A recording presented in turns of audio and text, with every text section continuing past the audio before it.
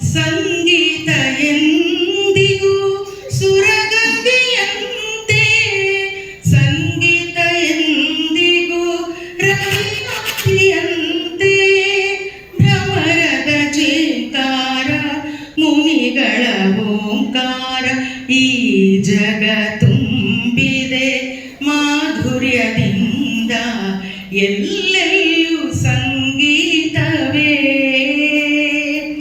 ಎಲ್ಲೆಲ್ಲೂ ಸೌಂದರ್ಯವೇ, ಎಲ್ಲೆಲ್ಲೂ ಸಂಗೀತವೇ. ಎಲ್ರಿಗೂ ನಮಸ್ಕಾರ, ಶುಭೋದಯ. ವಿಶ್ವ ಸಂಗೀತ ದಿನ ಮತ್ತು ಯೋಗ ದಿನಾಚರಣೆಯ ಶುಭಾಶಯಗಳು.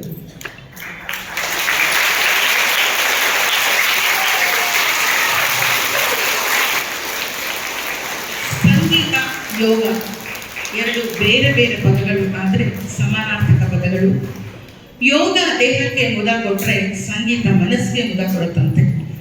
ಇಂಥ ಒಂದು ಕಾರ್ಯಕ್ರಮ ನಮ್ಮ ಶಾಲೆಯಲ್ಲಿ ಆಚರಿಸ್ತಿರೋದು ನಿಜಕ್ಕೂ ಹೆಮ್ಮೆ ವಿಷಯ. ಪ್ರತಿ ಸಲ ಅವರವರ ವಿಭಾಗಗಳಲ್ಲಿ ಚಿಕ್ಕದಾಗಿ ಆಚರಿಸ್ಕೊಡ್ತಾ ಇದ್ವಿ, ಆದರೆ ಈ ಸಲ ಎಲ್ಲ ವಿಭಾಗದವರು ಈ ರೀತಿ ಆಚರಿಸ್ತಾ ಇರೋದು ಒಳ್ಳೆ ಹಬ್ಬದ ವಾತಾವರಣ ನೋಡೋ ಹಾಗೆ ಆಗ್ತಾ ಇದೆ.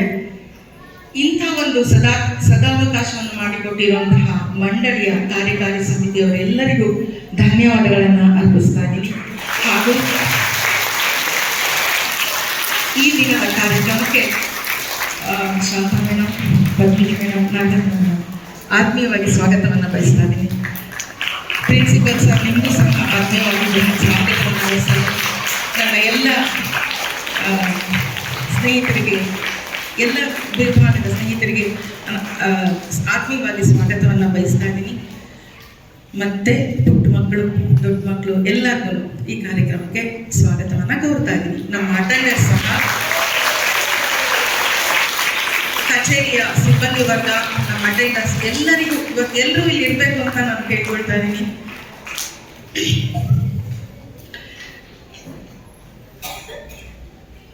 ಈಗ ಕಾರ್ಯಕ್ರಮವನ್ನು ಶುರು ಮಾಡಲು ನಾನು ಇಷ್ಟು ಮಾತಾಡ್ತೀನಿ. ಎಲ್ಲರಿಗೂ ಸ್ವಾಗತವನ್ನು ಕೋರ್ತಾ ಇದ್ದೀನಿ. ಮತ್ತೊಮ್ಮೆ ಈ ಒಂದು ಒಳ್ಳೆ ಅವಕಾಶ ಮಾಡಿಕೊಟ್ಟಿರುವಂತಹ ನಮ್ಮ ಮಂಡಳಿಯ ಎಲ್ಲ ಹಿರಿಯರಿಗೆ ಅನಂತ ನಮಸ್ಕಾರಗಳನ್ನು ತಿಳಿಸಿ, ನಾನು ಇನ್ನು ಮುಂದಿನ ಕಾರ್ಯಕ್ರಮವನ್ನು ಪ್ರಸ್ತುತಪಡಿಸಲಿಕ್ಕೆ 10ನೇ ತರಗತಿಯ ಶರ್ವಾಣಿನ ಕರೀತಾ ಇದ್ದು ಕಾರ್ಯಕ್ರಮವನ್ನು ಮುಂದುವರಿಸಿಕೊಂಡು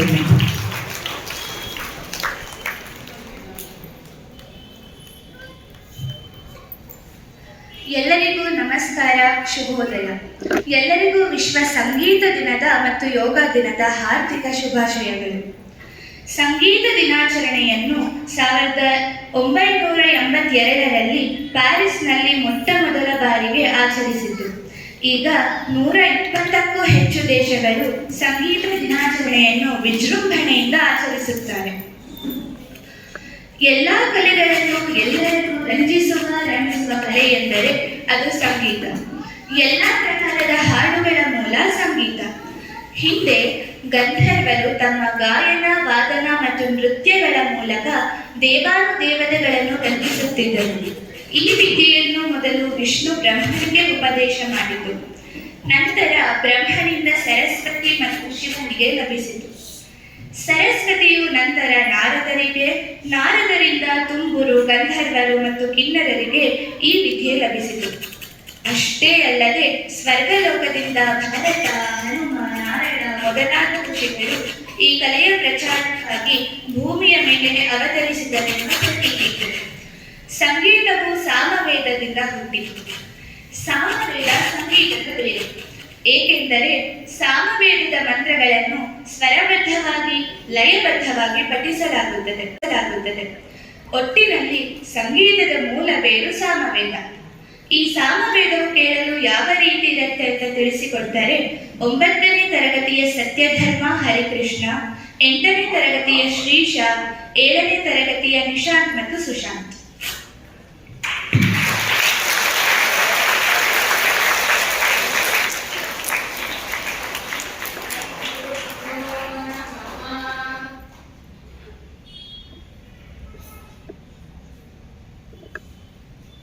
ಶ್ರೀ ಗುರುಭ್ಯೋ ನಮಃ.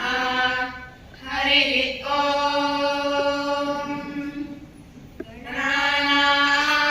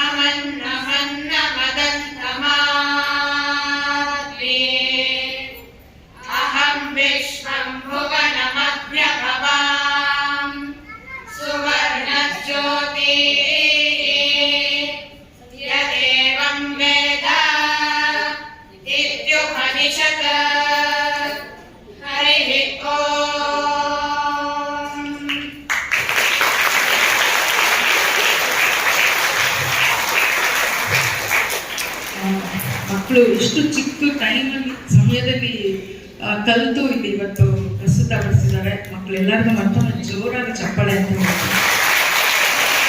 ಇದನ್ನ ಕಲಿಸ್ಕೊಟ್ಟು ನಮ್ಮ ಆರ್.ಕೆ. ಅವರು ಚಿಕ್ಕ ಸಮಯದಲ್ಲಿ ನಾನು ಹೇಳಿದೆ ಸಾಮವೇದ ಹೇಗಿರುತ್ತೆ ಅಂತ ಅವ್ರ ಮಕ್ಕಳು ಕೇಳಿಸ್ಬೇಕು, ನಾವು ಕೇಳಬೇಕು ಅಂತ. ಅನಂತ ಧನ್ಯವಾದಗಳು ಸರ್.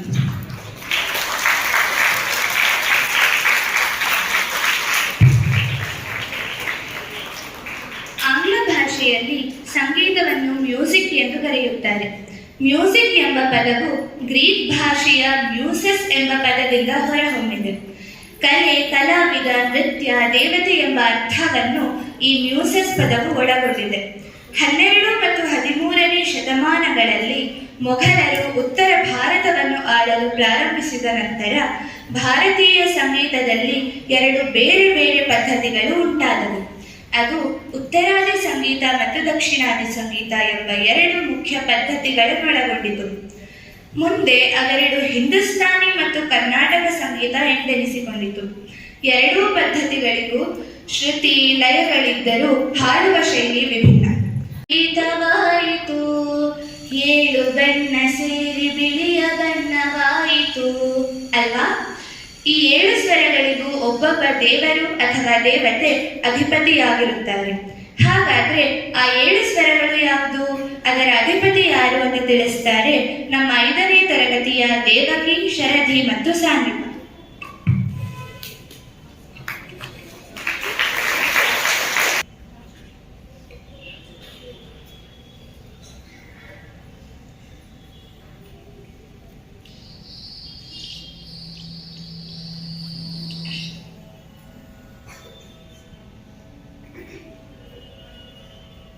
सा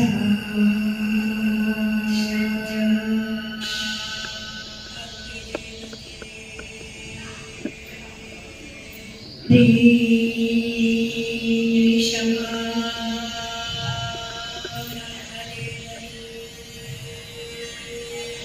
गा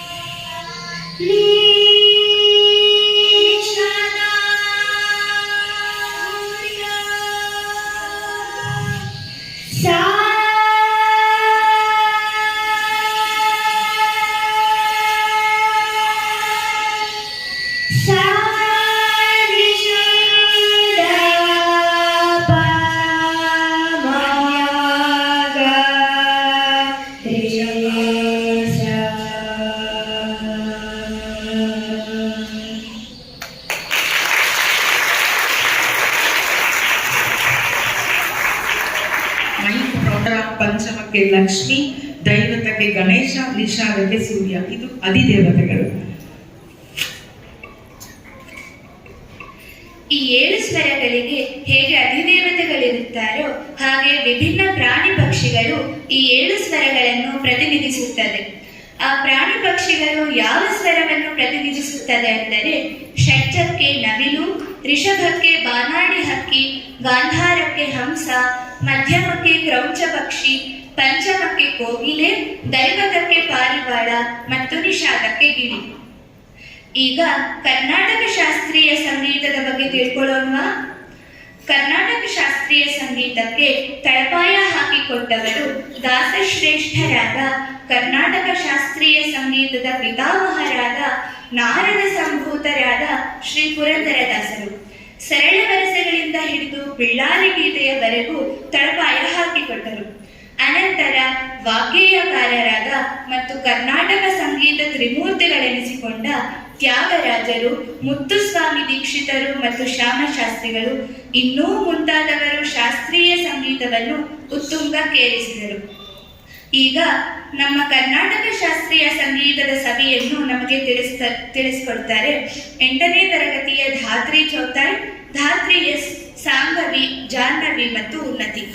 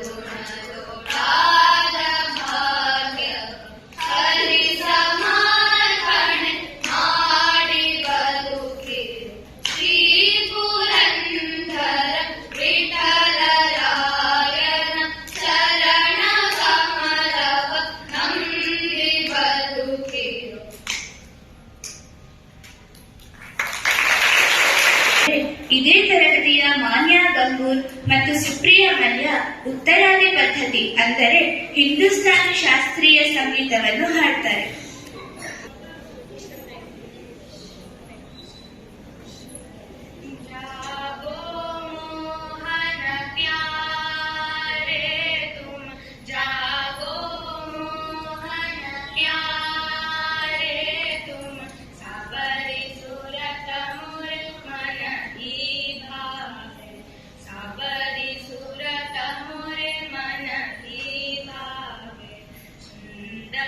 Sham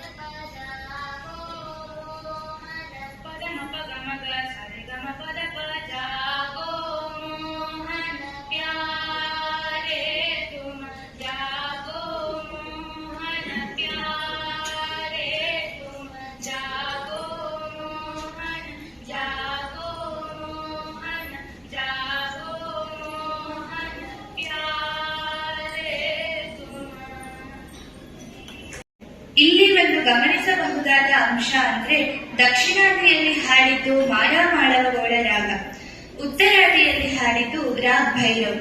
ಒಂದೇ ರಾಗದಲ್ಲಿ ಹಾಡಿದ್ರು ಹಾಡಿನ ಶೈಲಿ ವಿಭಿನ್ನ ಅಷ್ಟೇ. ಇನ್ನು ನಮ್ಮ ದಕ್ಷಿಣಾದಿ ಸಂಗೀತದಲ್ಲಿ ವಿಧ ವಿಧವಾದ ಪ್ರಕಾರಗಳು ಇದೆ. ಲಘುಶಾಸ್ತ್ರೀಯ, ಸುಗಮ ಸಂಗೀತ, ಚಿತ್ರ ಸಂಗೀತ ಎಂಬ ಮುಖ್ಯ ಪ್ರಕಾರಗಳು ಹೆಚ್ಚು ಪ್ರಚಲಿತದಲ್ಲಿ ಇರುವುದು. ಏನೇ ಇರಲಿ ಅದಕ್ಕೆ ಶಾಸ್ತ್ರೀಯ ಸಂಗೀತವೇ ತಳಹದಿ. ಲಘುಶಾಸ್ತ್ರೀಯ ಪ್ರಕಾರದಲ್ಲಿ ದೇವರ ನಾಮ ಅಂದರೆ ದಾಸಪದ, ಭಕ್ತಿಗೀತೆ, ವಚನ, ತತ್ವಪದ, ಭಜನ್ ಹೀಗೆ ಹಲವಾರು. ದಾಸರ ಪದಗಳಲ್ಲಿ ಅಂಕಿತವಿರುತ್ತದೆ, ಭಕ್ತಿಗೀತೆಗಳಲ್ಲಿ ಅಂಕಿತವಿರುವುದಿಲ್ಲ. ವಚನ ಚಿಕ್ಕದಾಗಿರುತ್ತದೆ, ಆದರೆ ವಿಸ್ತರಿಸಿ ಹಾಡುವಂಥದ್ದು. ಜೀವನಕ್ಕೆ ಬೇಕಾದ ಮೌಲ್ಯವನ್ನು ತಿಳಿಸುತ್ತದೆ ತತ್ವಪದ. ಈಗ ಒಂದು ದಾಸರ ಪದವನ್ನು ಕೇಳೋಣವಾ? ಕನಕದಾಸರು ರಚಿಸಿರುವ ಜನಪ್ರಿಯ ಕೃತಿಯನ್ನು ಹಾಡ್ತಾ ಇದ್ದಾರೆ 9ನೇ ತರಗತಿಯ ರುಕ್ಮಿಣಿ, ಶ್ರೀಮಾನ್ಯ, ದ್ಯುತಿ, ಯುಕ್ತ, ಭಾನುಪ್ರಿಯ, ಪ್ರಾರ್ಥನಾ ಮತ್ತು ಪ್ರಮತಿ.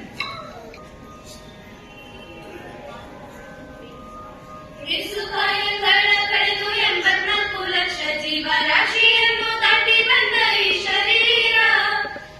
ಕಾಯಗಳ ಕಳೆದು 84 ಲಕ್ಷ ಜೀವರಾಶಿಯನ್ನು ದಾಟಿ ಬಂದ ಈ ಶರೀರ.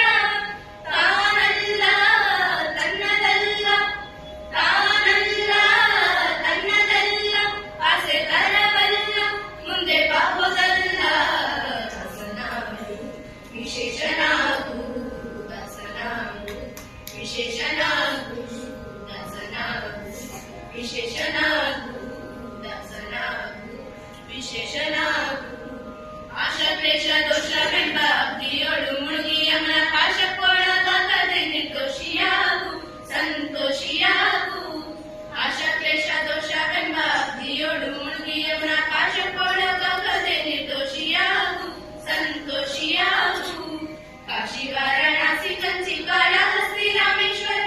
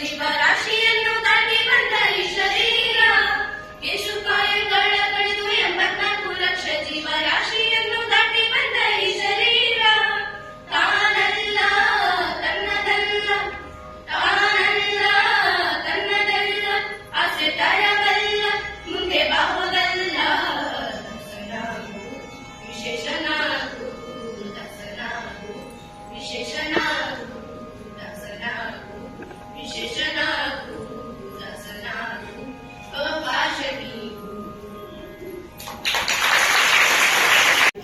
ಈಗ ನನ್ನ ಸಹಪಾಠಿಗಳಾದ ಸ್ಪಂದನ, ವಾರಿಧಿ, ಅನಿತ್ಯ, ರಮ್ಯಾ, ಪ್ರಾರ್ಥನಾ, ಧನಕೀರ್ತಿ, ಸ್ಮೃತಿ, ತೇಜಸ್ವಿನಿ, ತನುಶ್ರೀ, ಚಂದ್ರಿಕಾ, ಯಮುನಾ, ಕೀರ್ತನ, ಜಾಹ್ನವಿ ಮತ್ತು ನಾನು ಶರ್ವಾಣಿ ಭಾವಕವಿ ಡಾಕ್ಟರ್ ಎಚ್.ಎಸ್. ವೆಂಕಟೇಶಮೂರ್ತಿ ಅವರ ಸ್ಮರಣೆಯಲ್ಲಿ ಅವರದೇ ಒಂದು ಕವನವನ್ನು ಹಾಡ್ತಾರೆ.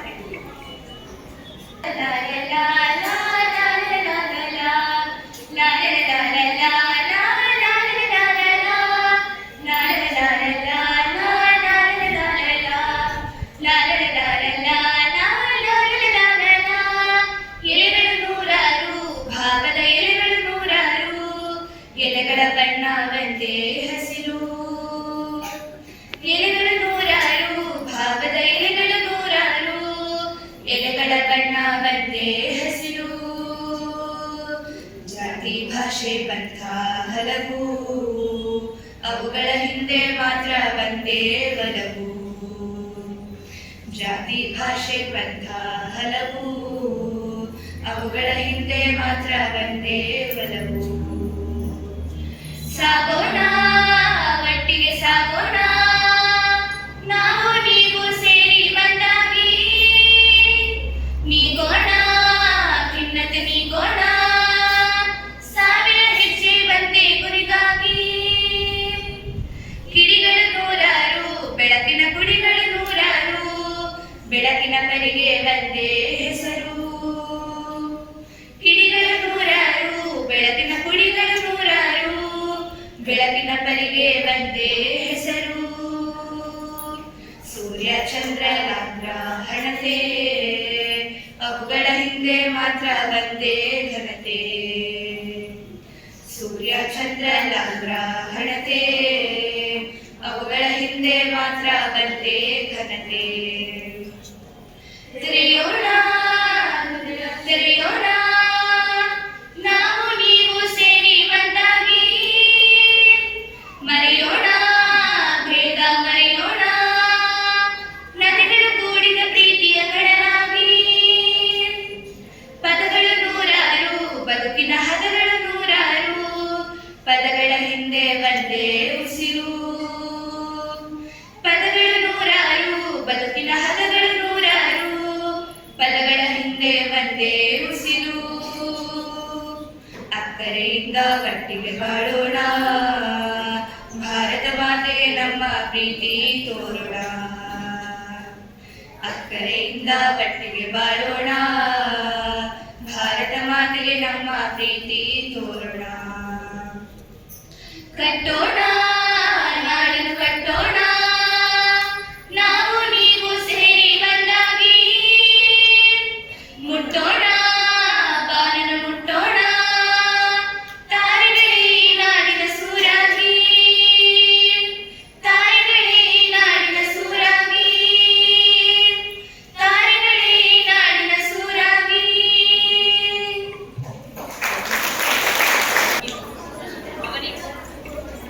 ಹಾಡಿದ ಎಲ್ಲರಿಗೂ ಧನ್ಯವಾದಗಳು. ಈ ಕವಿವರೇಣ್ಯರು ರಚಿಸಿದ ಭಾವಗೀತೆಗಳು ಸುಗಮ ಸಂಗೀತ ಕ್ಷೇತ್ರದಲ್ಲಿ ಜನಪ್ರಿಯತೆಯನ್ನು ಹೊಂದಿರುವುದಲ್ಲದೆ ಚಲನಚಿತ್ರಗಳಲ್ಲೂ ಜನಪ್ರಿಯತೆಯನ್ನು ಪಡೆದಿದೆ. ಆ ಹಾಡುಗಳು ಯಾವುವು? ಓಹೋ, ಗೊತ್ತಾಗ್ತಿಲ್ವಲ್ಲ, ನಂಗೆ ಯಾವುದು ನೆನಪಾಗ್ತಿಲ್ವಲ್ಲ ಹಾಡುಗಳು. ಒಂದು ಕೆಲಸ ಮಾಡಿ, ಮ್ಯೂಸಿಕ್ ಕ್ಲಾಸ್ ಇದ್ದಾಗ ನಮ್ಮ ಮ್ಯೂಸಿಕ್ ಮೇಡಮ್ ಭಾವಗೀತೆಗಳು, ಚಿತ್ರಗೀತೆಗಳು ಹೇಗಿರುತ್ತೆ ಅಂತ ಹೇಳೋದು. ಆ ಹಾಡುಗಳು ಯಾವುವು ಅಂತ ಗೊತ್ತಾಗ್ತಿಲ್ಲ, ಅವರನ್ನೇ ಕೇಳ್ಬಿಡೋಣ.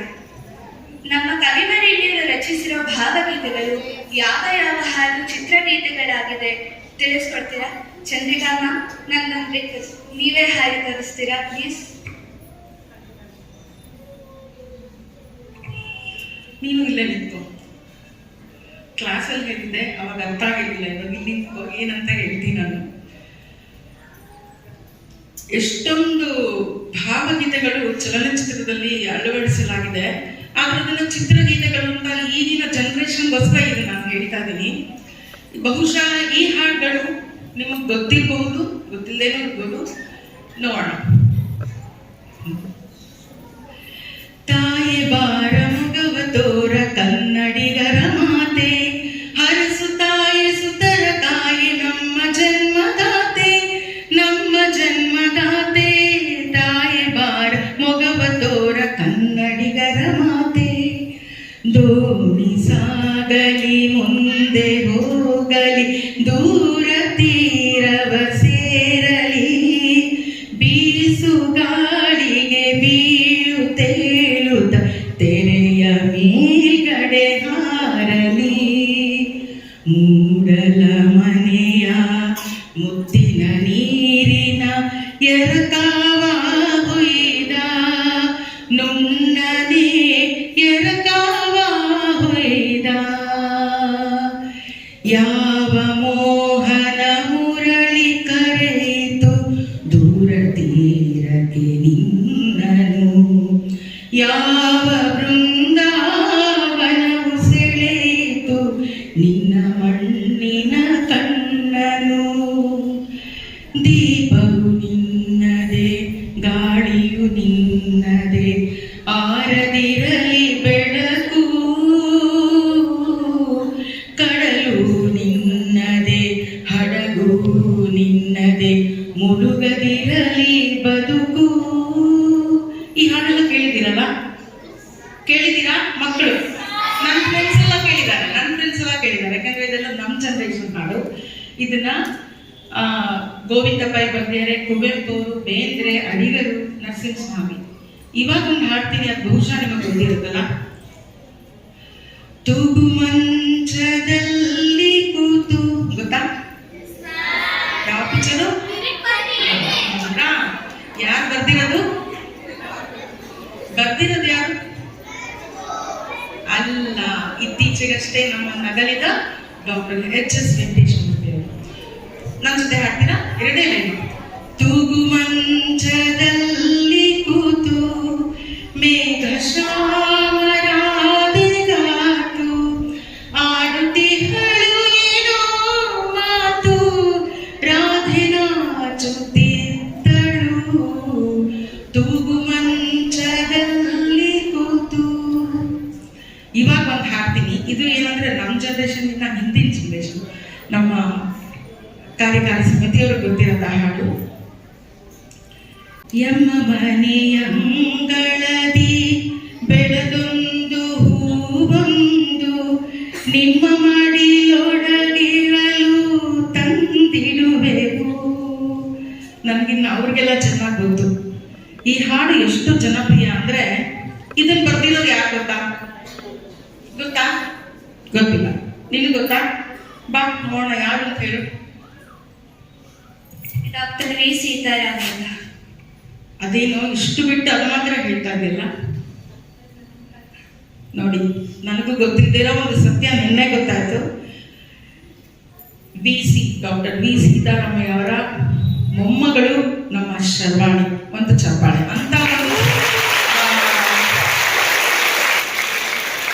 ಅದೇ ಸಂಸ್ಕಾರ ಅವರು ಕಂಟಿನ್ಯೂ ಮಾಡ್ಕೊಂಡು ಹೋಗಿದ್ದಾರೆ. ಇದನ್ನು ತಿಳಿಸಿದ ನಮ್ಮ ಅಬ್ದುಲ್ ಸಮರ್ಗೆ ತುಂಬಾ ಥ್ಯಾಂಕ್ಸ್. ಇನ್ನ ಮುಂದೆ ಇದಿಷ್ಟು ಚಿತ್ರಗೀತೆಗಳಲ್ಲಿ ಇನ್ನಷ್ಟು ಇದೆ. ಇನ್ನ ಮುಂದೆ ಅವಳು ಮುಂದುವರಿಸ್ಕೊಂಡು ಹೋಗ್ತಾಳೆ. ಧನ್ಯವಾದಗಳು ಚಂದ್ರಿಕಮ್ಮ. ಜನರ ಬಾಯಿಂದ ಬಾಯಿಗೆ ಬಂದ ಗೀತೆಗಳನ್ನು ಜನಪದ ಗೀತೆ ಅಥವಾ ಜಾನಪದ ಗೀತೆ ಅಂತ ಕರೀತಾರೆ. ನಾವು ನಮ್ಮ ಬಿಡುವಿನ ಸಮಯವನ್ನು ಕಳೆಯುವಾಗ, ಬೆಳಗ್ಗೆ ವಾಕ್ ಹೋಗುವಾಗ, ಕಾರ್ ಡ್ರೈವ್ ಮಾಡ್ಬೇಕಾದ್ರೆ, ದೂರದ ಪ್ರಯಾಣ ಮಾಡ್ಬೇಕಾದ್ರೆ ಕಿವಿಗೆ ಇಯರ್ಬಡ್ಸ್ ಹಾಕೊಂಡು ಹಾಡು ಕೇಳ್ತಾ, ಹಾಗೆ ಸಣ್ಣದಾಗಿ ಡ್ಯಾನ್ಸ್ ಮಾಡ್ತಾ ನಮ್ಮ ಸಮಯವನ್ನು ಕಳಿತೀವಿ, ಹೌದಲ್ವಾ? ಅದು ಈಗಿನ ಕಾಲದ ಮಾತು. ಈಗ 100 ವರ್ಷ ಹಿಂದೆ ಹೋಗೋಣ. ಆಗ ಈ ಅನುಕೂಲತೆಗಳಿರಲಿಲ್ಲ. ಆಗ ಅವರು ತಮ್ಮ ಸಮಯವನ್ನು ಹೇಗೆ ಕಳೆದಿದ್ರು ಅಂದ್ರೆ, ಕೂತಾಗ, ನಿಂತಾಗ, ಕೆಲಸ ಮಾಡುವಾಗ ಅಲ್ಲಲ್ಲೇ ಪದಗಳನ್ನು ಕಟ್ಟಿ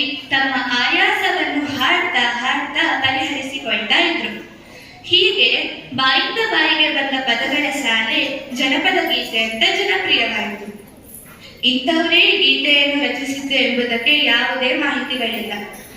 8ನೇ ತರಗತಿಯ ಸಹನಾ, ಪರಿಣಿತ, ಗೀರ್ವಾಣಿ, ಪ್ರತೀಕ್ಷಾ, ಮಹತಿ, ಜಯಶ್ರೀ ಮತ್ತು ತನ್ಯಾ ಈಗ ಒಂದು ಜನಪದ ಗೀತೆಯನ್ನು ಹಾಡ್ತಾ ಇದ್ದಾರೆ. ಕೇಳೋಣ.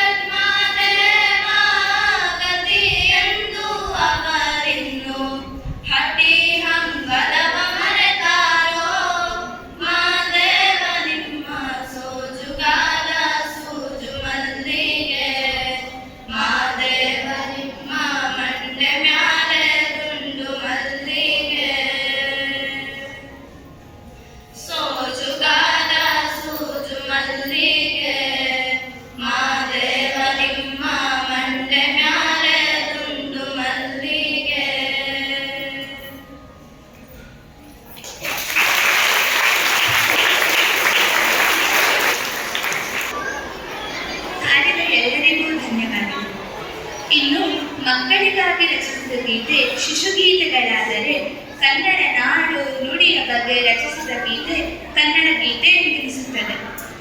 ದೇಶದ ಸೌಂದರ್ಯವನ್ನು, ವೀರಶೂರರನ್ನು ಹೊಗಳುವ ಗೀತೆ ದೇಶಭಕ್ತಿ ಗೀತೆಯಾದರೆ, ನಾಟಕಕ್ಕಾಗಿ ಬರೆದ ಗೀತೆಗಳು ರಂಗಗೀತೆಗಳೆನಿಸುತ್ತವೆ. ಎಲ್ಲ ವರ್ಗದ ಜನರು ಇಷ್ಟಪಡುವಂತಹ ಮತ್ತು ಎಲ್ಲ ವರ್ಗದ ಜನರನ್ನೂ ರಂಜಿಸುವ ಸಂಗೀತದ ಇನ್ನೊಂದು ಪ್ರಕಾರವೆಂದರೆ ಅದು ಚಿತ್ರ ಸಂಗೀತ, ಅಂದರೆ ಚಲನಚಿತ್ರ ಗೀತೆ. ಚಲನಚಿತ್ರ ಗೀತೆಗಳಲ್ಲಿ ದಾಸರ ಪದಗಳನ್ನು ಕೇಳಬಹುದು, ಮಕ್ಕಳ ಗೀತೆಗಳನ್ನು, ಕನ್ನಡ ಗೀತೆಗಳನ್ನು, ಭಾವಗೀತೆಗಳನ್ನು ಕೇಳಬಹುದು. ಅದಕ್ಕೆ ಆಗಲೇ ಹೇಳಿತು, ಸಾಮಾನ್ಯ ಜನರನ್ನು ರಂಜಿಸುವ ಗೀತೆ ಚಿತ್ರಗೀತೆ. ಈಗ ನಾವೆಲ್ಲರೂ ಸೇರಿ ಒಂದು ಚಿತ್ರಗೀತೆಯನ್ನು ಹಾಡೋಣ. ಯಾವುದು ಹಾಡೋಣ?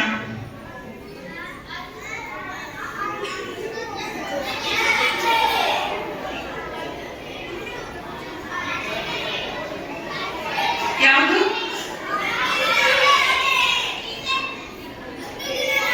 ಒಂದು ದಿನ ಹಾಡೋಣ. Okay okay. ಒಂದು ದಿನ ರಾತ್ರಿಯಲ್ಲಿ ಕಣ್ಣೆ ಕನಸಂದು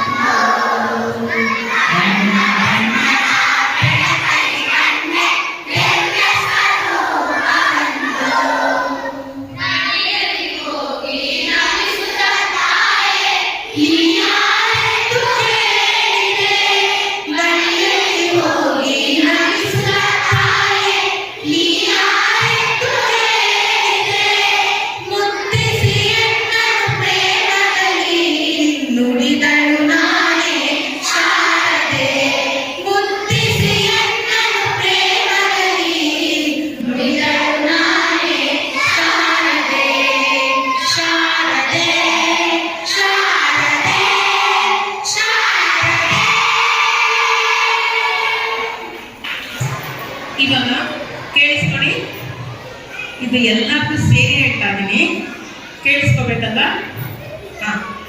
ಇವಾಗ ಈ ಒಂದು ಕಾರ್ಯಕ್ರಮ ಮಾಡಿದ್ವಲ್ಲ, ಇಲ್ಲಿ ನಂದು ಏನೂ ಇಲ್ಲ. ಯಾಕೆ ಅಂತಂದ್ರೆ ಹಾಡಿನ ಆಯ್ಕೆ ಆ ಗ್ರೂಪ್ ಮಾಡ್ಕೊಂಡಿರೋದು, ನಾನು ಜಸ್ಟ್ ಹೇಳಿದ್ದೆ ಅಷ್ಟೇ, ಇಷ್ಟು ಮಾಡ್ಕೊಳ್ಳಿ ಅಂತ, ಎಲ್ಲ ಅವರೇ ಮಾಡ್ಕೊಂಡಿರೋದು. ಇಲ್ಲಿ ನಂದು ಯಾವುದು ಆಯ್ಕೆ ಇಲ್ಲ. ಶರ್ವಾಣಿ ಬಿಟ್ಟರೆ ಇನ್ನೆಲ್ಲ ಅವರವರೇ ಮಾಡ್ಕೊಂಡಿರೋದು. ಸೊ ಆ ಮಕ್ಕಳು ನೋಡಿ ಎಲ್ಲ ಎಷ್ಟು ಚೆನ್ನಾಗಿ ತಯಾರಿ ಮಾಡ್ಕೊಂಡು ಬಂದು ಹಾಡಿದ್ದಾರೆ. ನಾನು ನಿನ್ನೆ ರಿಹರ್ಸಲ್ ಅಷ್ಟೇ ನೋಡಿದ್ದು ಮೇಡಮ್, ಇನ್ನೆಲ್ಲ ಅವರೇ ಮಾಡ್ಕೊಂಡಿದ್ದಾರೆ ಮಕ್ಕಳು. ಸೊ ಎಲ್ಲರೂ ಅವ್ರಿಗೆ ಇವತ್ತು ಇಲ್ಲಿ ಭಾಗವಹಿಸಿದ್ದು 43 ಜನ. ಎಲ್ಲರಿಗೂ ಜೋರಾದ ಚಪ್ಪಾಳೆ.